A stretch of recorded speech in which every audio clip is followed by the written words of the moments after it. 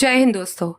स्वागत है आप सभी का भारत के 77वें स्वाधीनता दिवस मनाते कहानियों के इस रंग बिरंगे चैनल में, जिसका नाम है बिखरे हीरे पन्ने, जो आज स्वाधीनता के केसरिया सफेद और हरे रंग से रंगा है।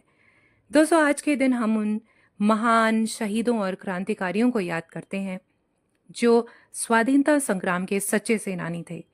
इन सब में सर्वोपरि राष्ट्रपिता महात्मा गांधी को किसी परिचय की आवश्यकता नहीं।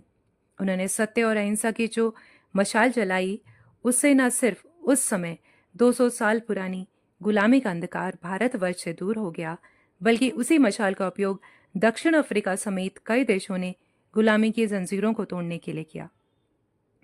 उस महापुरुष को कहां से ये प्रेरणा मिली?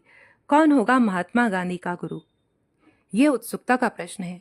बापू की जीवनी पढ़ें तो ज्ञात होगा, बापू गोपाल कृष्ण गोखले को अपना राजनीतिक गुरु मानते थे।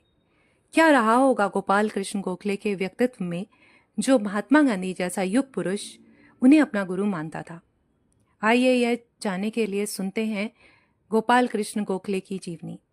गोपाल कृष्ण गोखले का जन्म 9 मई 1866 में महाराष्ट्र के रत्नागिरी जिले में कोटलोक नामक ग्राम में हुआ। उनके पिता एक साधारण क्लर्क थे। गोपाल कृष्ण के बचपन में ही उनके पिता का निधन हो गया। घर की आर्थिक स्थिति खराब हो गई। ऐसे में गोपाल कृष्ण की पढ़ाई जारी रखना मुश्किल था, परंतु उनके बड़े भाई किसी तरह उनकी फीस का इंतजाम करते रहे। गोपाल कृष्ण एक मेधावी छात्र थे। वे लैंप पोस्ट की रोशनी में रात भर जागकर पढ़ाई करते। मेधावी गोपाल कृष्ण को पढ़ाई में सराहनीय प्रदर्शन के कारण 20 रुपए की छात्रवृत्ति भी मिलने लगी। उनके बचपन का एक बड़ा ही मार्मिक प्रसंग है, जो गांधी जी के बचपन के प्रसंगों से मिलता जुलता है। एक बार गणित के अध्यापक ने कुछ कठिन सवाल दिए, जिन्हें अगले दिन सिर्फ गोपाल कृष्ण ही हल कर पाए। जब शिक्षक ने उनकी प्रशंसा की तो वे रोने लगे। शिक्षक ने आश्चर्य से रोने का कारण जानना चाहा तो उन्होंने बताया कि यह प्रश्न उन्होंने बड़े भाई की सहायता से हल किए हैं। उनके कुछ धनी सहपाठी अक्सर उनकी निर्धनता का मजाक उड़ाते। तब गोपाल कृष्ण मुस्कुराते हुए उस अपमान का सामना करते। ऐसे महान व्यक्तित्व के धनी ही महात्मा गांधी के गुरु हो सकते हैं। दोस्तों, आप में से बहुत कम लोगों को मालूम होगा कि गोपाल कृष्ण गोखले न सिर्फ गांधी जी के, बल्कि मोहम्मद अली जिन्ना के भी गुरु थे। प्रसिद्ध इतिहासकार एच.एन. कुमार का कहना है कि यदि आज़ादी के समय गोपाल कृष्ण गोखले जिंदा होते तो शायद जिन्ना देश के बंटवारे की हिम्मत नहीं जुटा पाते।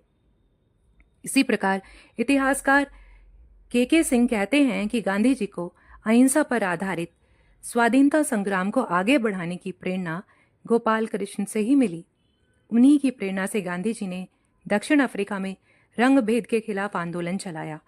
गोपाल कृष्ण नरमपंथी सुधारवादी जननेता थे। उन्होंने जातिवाद, छुआछूत को दूर करने और हिंदू मुस्लिम एकता को बढ़ाने के लिए महान काम किए। इसके अतिरिक्त गोपाल कृष्ण पूना के फर्ग्यूसन कॉलेज के संस्थापकों में से एक थे।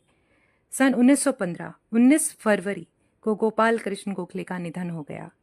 यह कहना अतिशयोक्ति नहीं होगी कि यदि गोपाल कृष्ण कुछ और समय जीवित रहते तो भारत को आज़ादी कुछ और पहले मिल गई होती और देश विभाजन की त्रासदी से नहीं गुजरा होता।